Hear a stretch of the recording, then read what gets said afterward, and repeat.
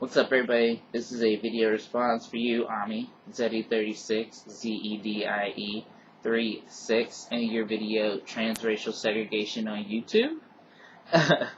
and for those who haven't seen it, then just search for it. It'll probably be attached to this video response at some point. I don't know how YouTube works all like that.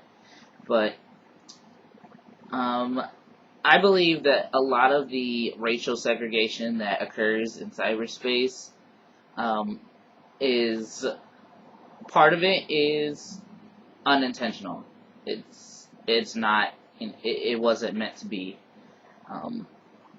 Like in real life, birds of a feather flock together, and that's the same within the trans community, especially the FTM community. I find that there's so much competition and so much, well, I'm not going to help this guy because I'm going to make sure that I have my surgery, get on T, get my name changed, get my license changed, whatever. First, there's so much of that going on that you almost have to find, specifically if you live in a smaller area with a smaller trans community like I do, you have to find folks who are like-minded to help you. And a lot of times, those like-minded people also look like you. Not always. Because I think I'm like one of the few out black trans people in my little neck of the woods, and everybody around me is white. Like, this area is like whitewashed when it comes to trans people. So, I think a lot of it has to do with comfort. It has to do with, I'm going to watch a video of a person who looks like me because we share similar experiences. Or I think we may share similar experiences. So, that's one of the reasons why I joined YouTube and I actually started using it other than to look at funny videos that people send me links to on Facebook.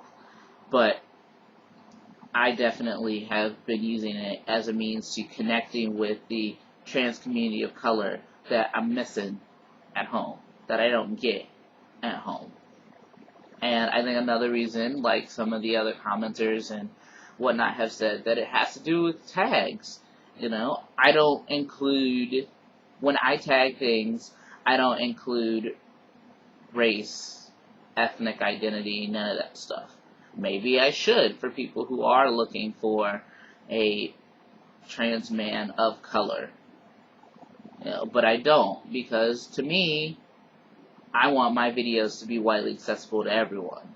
And if you're looking for a trans man of color and you type in FTM, if you really look, eventually you'll find us. We're out here. We exist. So it's really about, kind of looking for what kind of really doing the research and looking for the community that you are looking for, essentially. But I do believe that it exists. Solutions, we as a community can either say, it doesn't matter what race you are, I'm gonna watch your videos regardless, or I'm gonna subscribe to you, or I'm gonna friend you, or favorite your video, or whatever.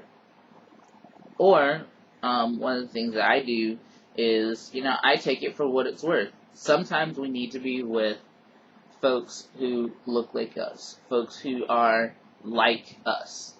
And I don't necessarily think that it's a bad thing, as long as the groups, the little mini groups, the little mini cliques, aren't, completely segregating themselves from everybody else on all things, on all terms.